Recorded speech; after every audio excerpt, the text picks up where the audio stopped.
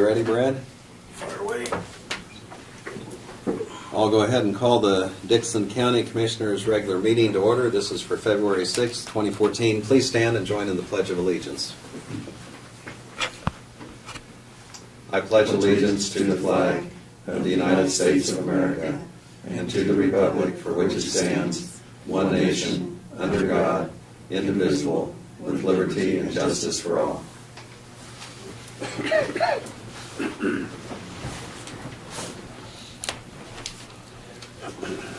Okay. From what I understand, there are no additions to the agenda, so we'll just need to, I'll go ahead and make the motion that we approve the agenda as printed. Second it. Have the motion a second for approval of the agenda. All in favor say aye. Aye. Opposed? Motion carries. The consent agenda includes the minutes of January 30th work session and the regular meeting, and also wire payments of $9,468.89. I move that we approve the consent agenda. Second it. Okay, we have the motion and second for approval of the consent agenda as presented. All in favor say aye. Aye. Opposed? Motion carries. On commissioner comments, Craig, we'll go ahead and start down here with you and work our way across. Yeah, last Thursday, Janelle and I went to the North Central Regional Planning Commission. We had our goal setting, I guess you'd call it, what we consider was, we worked on it in November. Our strategic plan, Leon Axwell was there. He's from Ottawa County. He's a facilitator. We went ahead and when we were there before, we kind of voted or kind of put a top goals for in North Central Regional Planning Commission. What was our priority rating, and the top one was securing basic infrastructure, and then 2 was improving rural housing stock, and it went down to number 10. Some of the stuff that's in Dixon County right now is they're working with the city of Chapman for street work. There's a 45% or 25% of it's done, and in the city of Enterprise is 0% on a water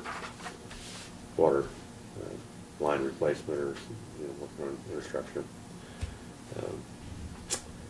But that's like I said, Janelle, we left. We got here about 2 o'clock and left here about 4:30.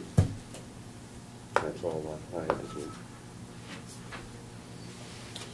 No, I don't have anything, since we was planning on going to Topeka yesterday for the meet with the legislative people, but that got canceled, so along with a lot of other things I was going to do this last week. So Okay. Yes, the storm did change things for lots of people, and I understand that they will reschedule the meeting that we had with the Kansas Association of Counties, where we did meet with the legislatures and their legislative people and receive an update. So I'm sure that's going to come out here probably in the next week or two. I do plan on attending the Salina Chamber event this evening, and so I think that's probably all we have.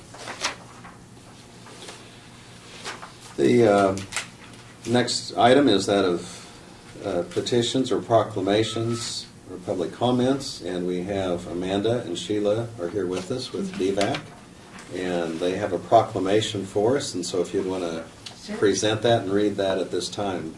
I apologize. I just got my voice back, so I'll try to project as much as I can.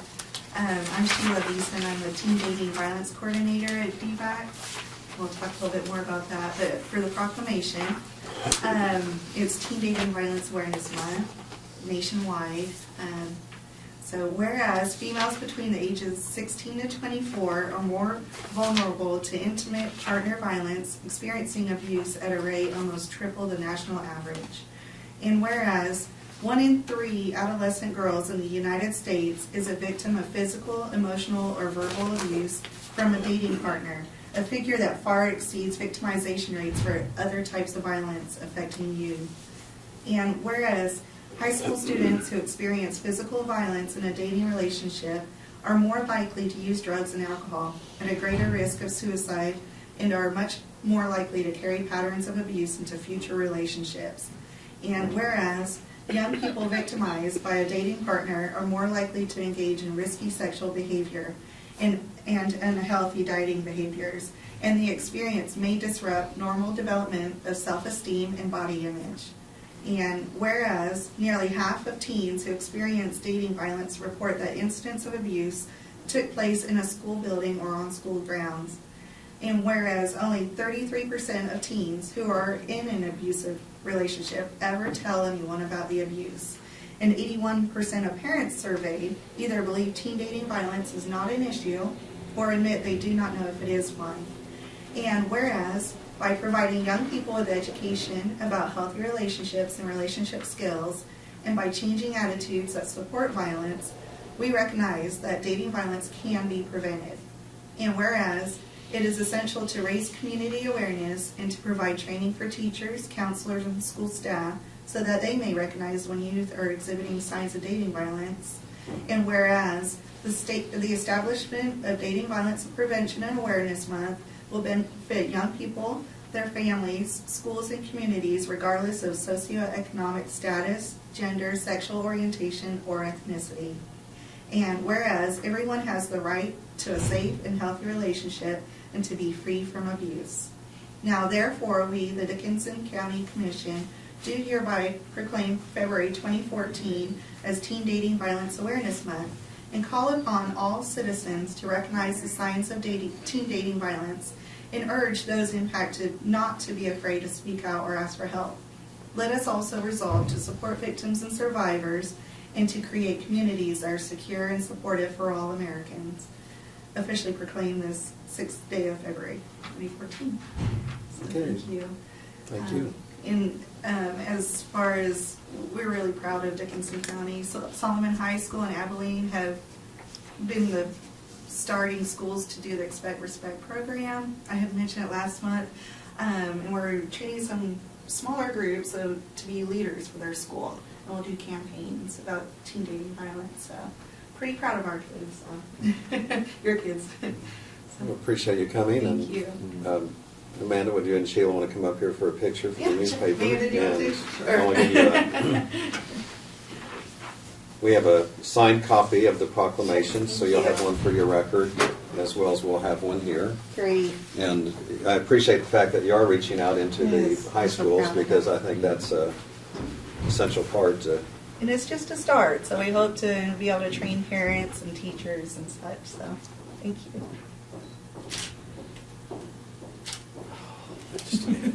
Blur off my Get a head. glare. Yeah, I'm sorry. Can't do anything about that. Here we go.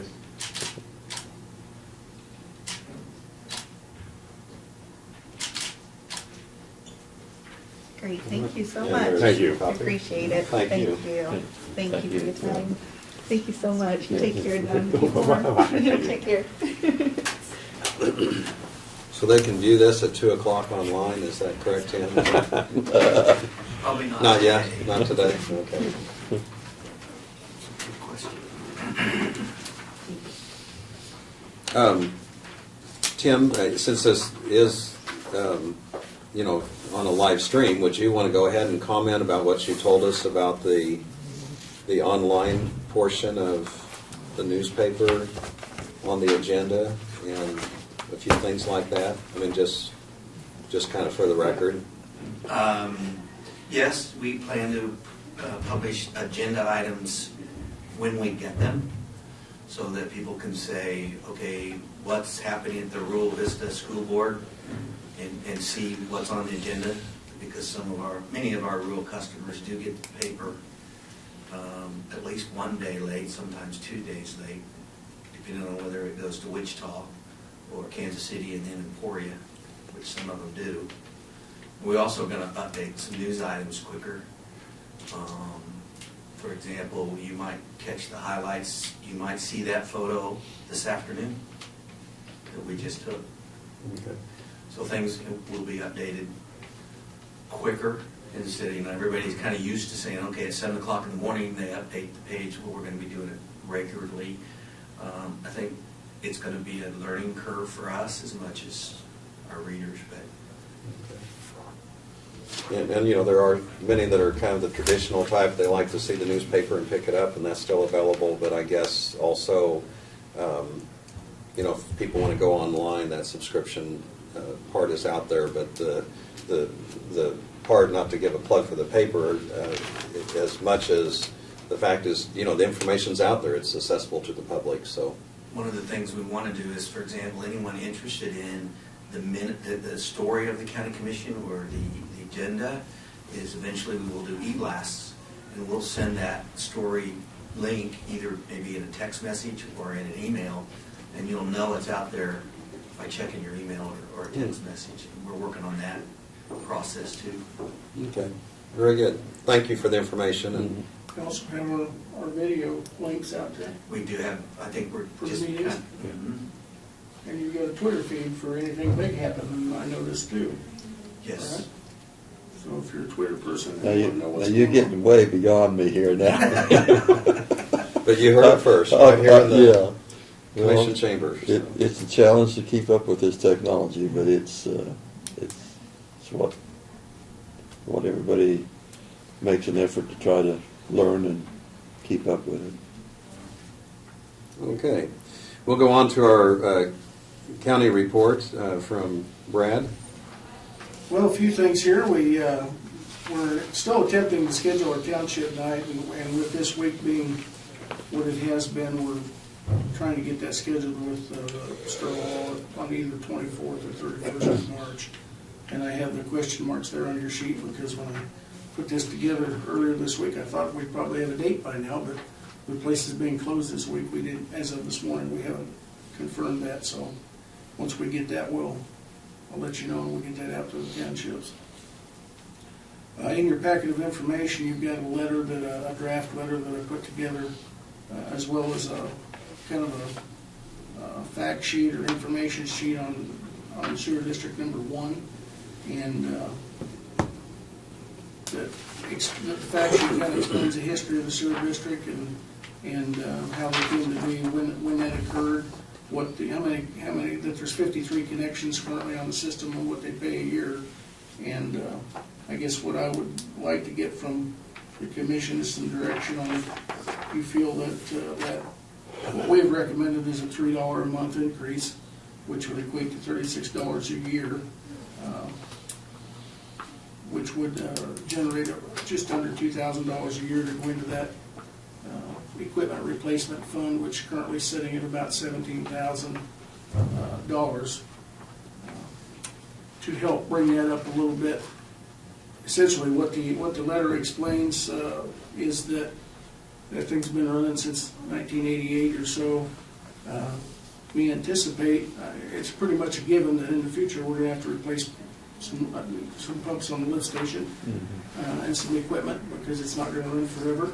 It's served us well, but at that point we want to make sure that our goal is to make sure that we have enough money in their account to cover that and not have to go back and make a big jump all of a sudden to cover it in the rears so that we're ahead of it. And we're hoping that a couple $1,000s a year now over the next few years will generate enough that we can get $20,000 to $25,000 built up in the account to be able to cover that expense when it happens. So, What, like the Detroit, I know you probably not know what's a lift pump cost. You got two of them, or is there one? there's actually one lift station, but there's 2 pumps. And Right. It's essentially identical to Talmadge's, except it's newer model. Right. Really, it's interesting that things haven't changed much over all the years. I mean, they've come Yeah. up with a little bit different vacuum pumps to keep them primed and things like that, but it really hasn't changed a lot. I think that's kind of an attribute that's a pretty bulletproof system. But I can go back and check and see exactly what those were. I mean, I'm just saying, if we're gonna, looking at someplace to be, we need to have, when we're talking to them, that, this is what this cost. We'd like to be there in 5 years, or, have this much money in the account, Brad. Right. You know. Difference in Detroit, of course, that was a Right, package deal, and we right. put the whole thing in, so Yeah, I yeah, got I mean, the price just the pumps or Yeah, right, just the motors, but, because that wouldn't be the installation costs something too and stuff. right. The other thing that's a concern to us, and I've talked to Paul Frederick about it, and as you remember, I think I briefed you that he'd gone and done a test earlier well, it was last fall or the end of the summer, to see what the depth was of the Sediment. ponds, the sediment buildup. And he was remarkably pleased that it hasn't built up as much as he anticipated over the years. We know for a fact that sooner or later, we're gonna have to go in and clean that out. And that's between the $20,000 and $25,000 by today's prices. Yeah. Number. The way it's built up more than it has now in the last 25 years, you know, we may be able to get by another 20, 25 years, we just don't know. So, but that's, that and the pumps are the two things that are of concern to us. Obviously, the pumps aren't gonna last another 25 years, but, but You know, and this is a different subject, the stuff, you know, the fluid that comes out of there, that, can that just be spread on the ground then, or does it have to be separated out, I wonder? well, the way the system works is the bacteria eats it. Right, you yeah. know, or eats it up, Right. and it deteriorates. Now, the stuff that, when they take the sediment Right, out yeah, of the bottom, sediment, that can be spread on the ground. They have to, whoever does it has to contract with someone, get KDHE approval Right. to do it, and test so many samples. It's my Right, sure. understanding that's the way to do Okay. it, so. And then it, you know, of course, the moisture evaporates and it can be used on the field, so. One thing I, you know, to me, Brad, is, you know, in the letter, I mean, if you could get, you know, it's kind of what we're aiming for in the fund. Okay. You know, I mean, I agree. Yeah, that could have some bearing on how much of an increase that we'd need to have, but, you know, the cost of a lift pump and those type of things would kind of back up what we need to have in the future. Sure. The real moving target, I guess, if you will, with the unknown in the equation is, we just don't know exactly when that time Oh, will come yeah. when we need it. Yeah, I would, if I was betting, I would have guessed we would have needed it before By now. now. But Yeah. every year that it goes by and keeps going, is another year that we're into Yeah. getting good, so. We'll tweak that a little bit, come up with the numbers and bring it back to you, and then we'll get something finalized, maybe to get sent out after next week's meeting, so. We have received, as we do every year, so far, we received requests from the After Prom organizations from Chapman and Solomon. I anticipate we'll also receive them from Abilene and Hope, as we do every year. In the past, we have paid each one of those $500 out of the Drug and Alcohol Fund to help support their After Prom activities. And I'm assuming that's okay, you'd be good with that again this year. We're working with the North Central Regional Planning Commission. They have gotten back with us, and there is mitigation money available through FEMA that could possibly go towards paying for part of the storm shelter at Sterling Hall or in the fairgrounds if it was granted. Solomon is also interested in putting a storm shelter at their fire station, which is just off the interstate, and they have a lot of traffic there whenever there's a bad storm, people coming off the interstate, sitting in the fire station thinking there's shelter there. And the Planning Commission thought it might be a strategic way of doing it to apply in as a package deal on those two. They're reaching out to FEMA to find out if that would be a viable option, what our best chances would be. Chances are somewhat slim to start with. I'm told there's $1 million worth of mitigation money's been allotted to Kansas, and as of this week, there's over $4 million in applications. So whether or not we would be in that running or not remains to be seen, but we're working on that. We'll give it an honest shot and see if we can do any good. Obviously, we all know that we've had a substantial amount of snow this week. And I had briefed you guys a little bit by email, but we did go into our snow removal plan Monday night. And the guys, road and bridge crews, shifted to 12-hour shifts. Martin sent half of them home Monday afternoon. They came back at 8 o'clock Monday night, anticipating the start of the snow. Snow did start late Monday night, and they were able to stay on that. Got real busy for them Tuesday and Tuesday night, as it continued to dump a couple inches an hour. But they kept up with it. We pretty much kept all the roads open.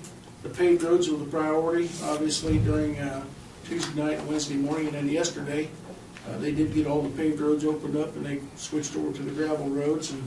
And as of last night, about 8 o'clock, they had at least a lane and a half open on all the gravel county roads. so that people can get in and out of their properties. Now, they're going back today and widening those out a little bit more, but we had a couple of them that they had to use the V-blades with the big maintainers, had drifts deep enough that they had to hit it several times to get through, so. But we took a number of calls yesterday, and even when we were closed, and then the day before, when we closed a little bit early, we continued to get calls in from people, and none of them were complaint calls, but more inquiry calls as to when we get to their roads, and I think the guys did a bang-up job working around the clock, 24 hours a day to keep that going. Big challenge was Tuesday night when they were blowing shut behind them, but they at least kept them travelable so people could get through, so. We'll know more probably by this time next week as far as the cost of that, but everything went well. We really didn't have any major breakdowns, a couple minor things which are expected, but they kept all the equipment running and things went well, so. I think that has something to do with our upgrading of trucks and equipment down there that Absolutely. we're not having as many problems as we've had in the past with breakdowns. I think the upgrading and the maintenance program we've got going with the mechanics, and they keep up on those things and try to stay ahead of them, and that certainly says a lot for how well the guys are keeping them going, so. In your packet, there's 2 sheets from Caw Valley, and today one of your action items is to approve the engineering services for those. The first one's is the structure at 735 Trail Road over Lions Creek, and we have a pretty severe, it's a concrete bridge, not a structure. We have a pretty severe scour problem there that needs to be taken care of.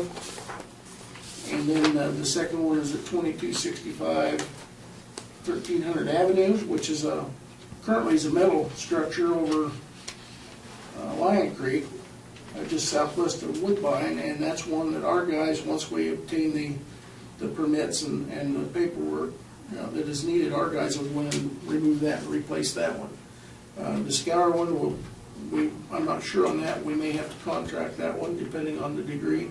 I'm not sure whether our guys will be able to do that or not. And either project, we have to obtain permits from the state and have plans in place.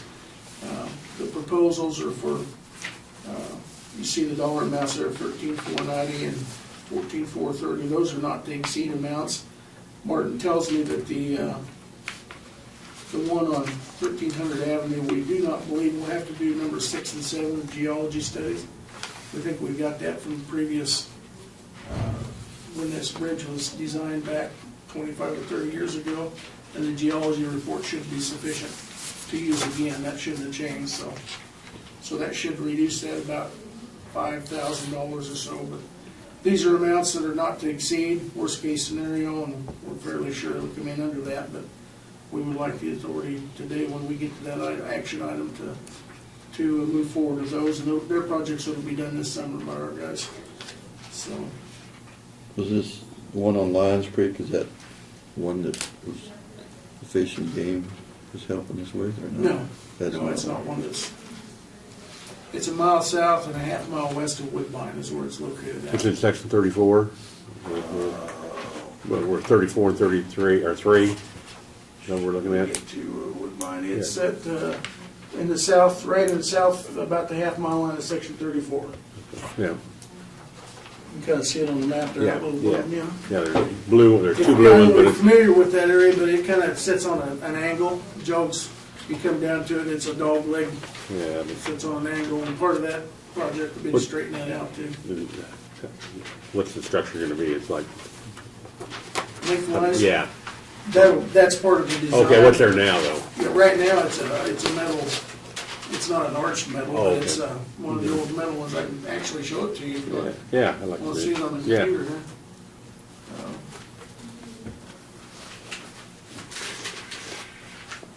Give me just a couple minutes to get down to it. Now, is that on Lions Creek, or is that a branch of Lions Creek? I believe it's online. That's Well, right. I don't know whether it's a branch or Yeah. down there to the right. I just had that up. But both of these was enough flow that just a general permit was not gonna cover it then. That's correct. It takes the rest of it.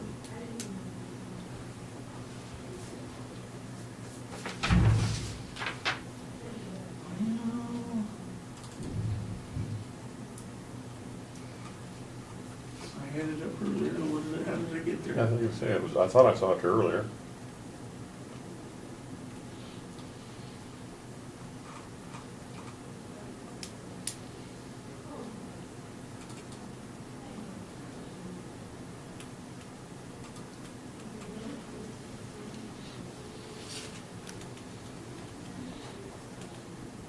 There we go.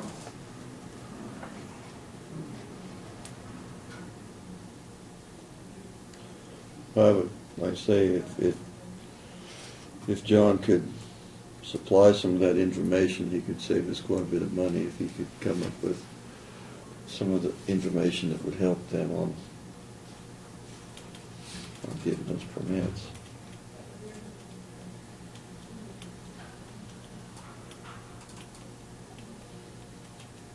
I'm getting there, bear with me. And that one was 16,265.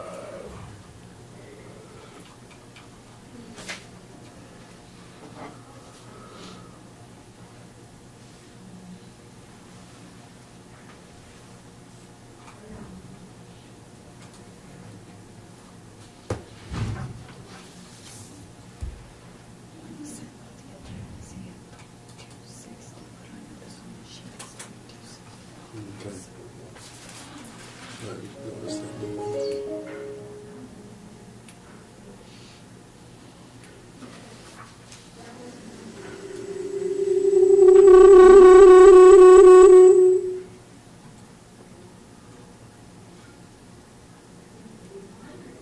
Maybe grease the computer a little bit. Just have a little groan to it, didn't it? Yeah. Must be that cold weather.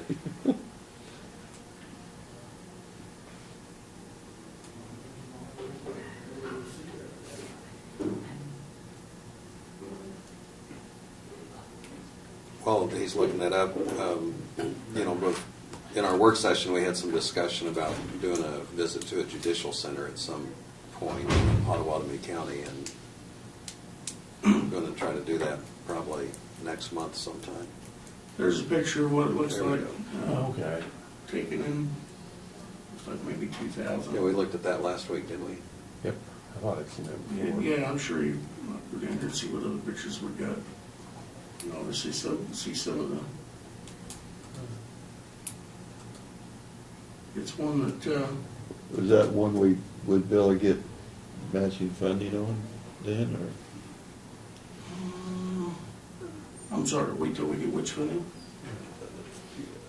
will we have all the expense ourselves, or can we get matching funds on? On this one, we'll probably have all the expense ourselves. How old is this bridge, do you estimate? Looks like the steel's about 100 years old. Is that right? Yeah, I'm just looking at it. Might be some scrap there. There will be some scrap there, Yeah. yeah. I might be able to, now those are photographs. I thought maybe I had inspection reports here, but That must be a tributary to Lions Creek, because I think it'd be bigger than that. yeah, they're all photos. I'm not sure on the Yeah. age, to be honest with you.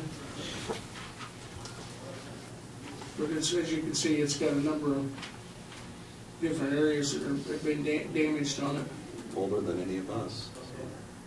and broken. So, And you have some traffic counts, how much that's used, or? we have not taken traffic counts recently. We have talked to the township. It was one that years ago we were going to replace. And one of the township board members at that time came in and said, don't put the money into it. We really don't think we need it.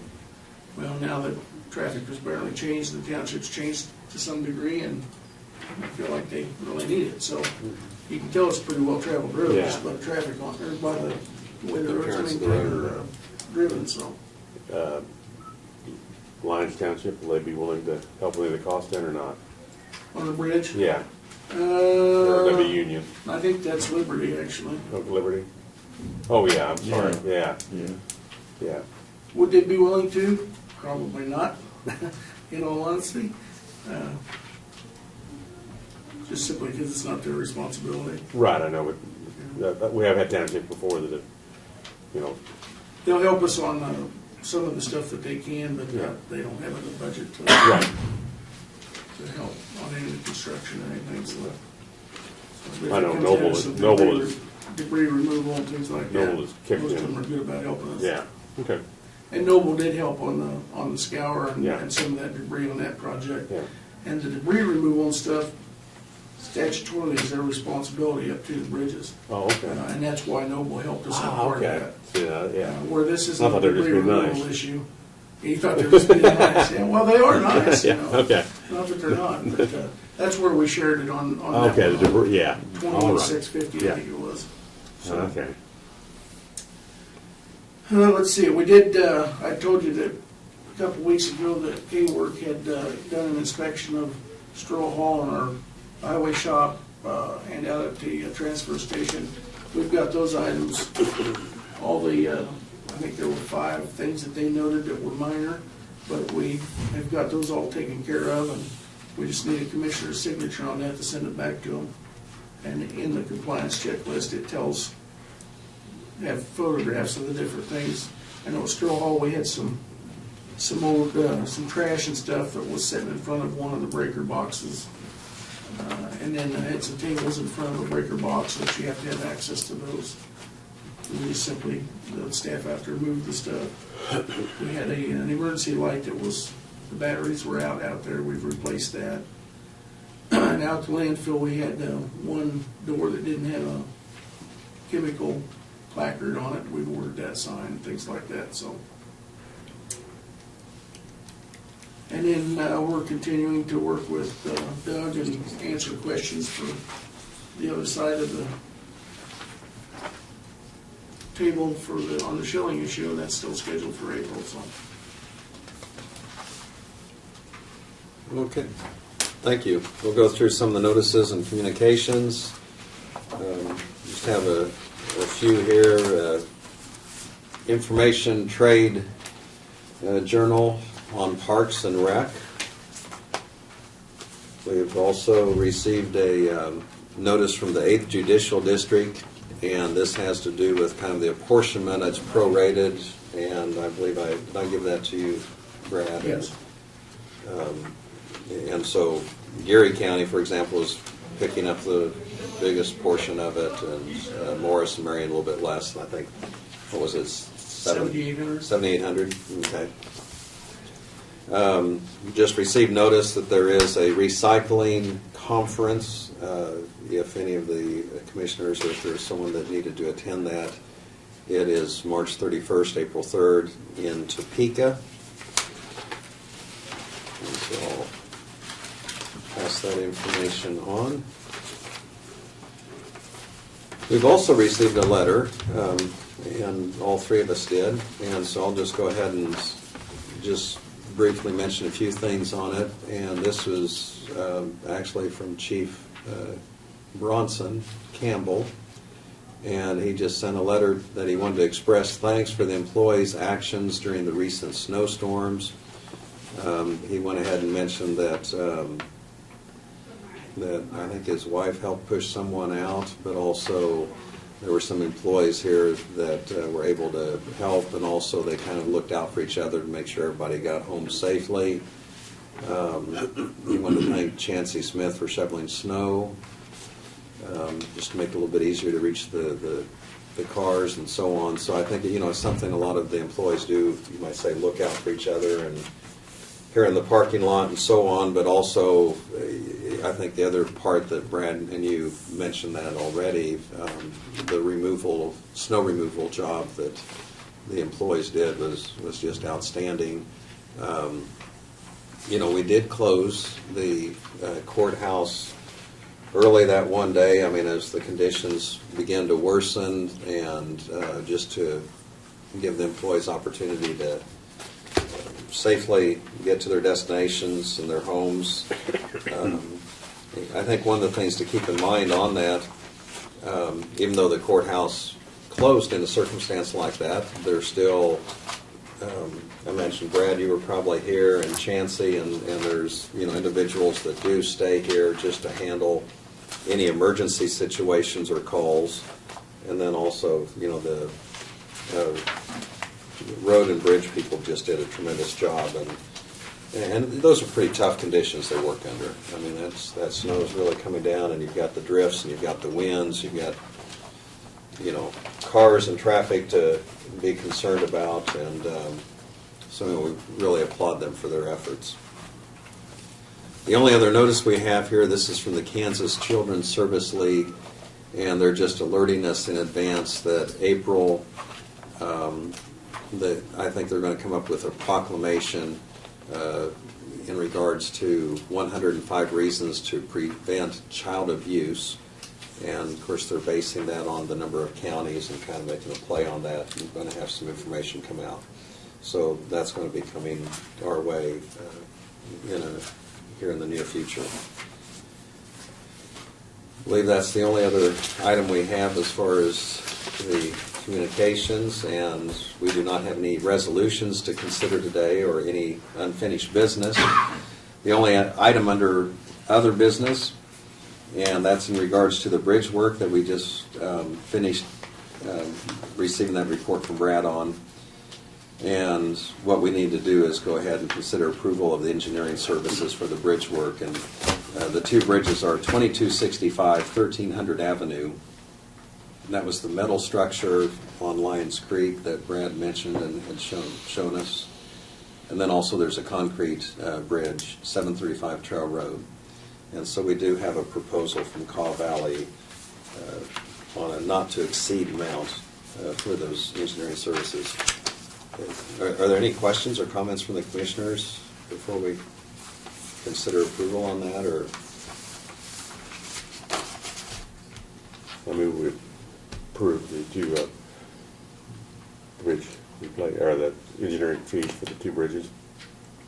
I'll second it. Okay, we have the motion and the second to approve the Caw Valley engineering proposal, and it was a not-to-exceed basis. I'll go ahead and mention those amounts on 735 Trail Road Bridge, $13,490, and they've itemized how they came up with that.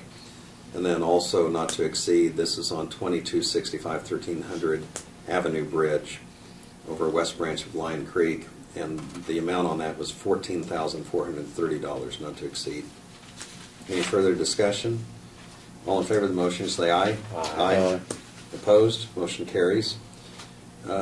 Doug, would you have anything for us that we need to be updated on, or?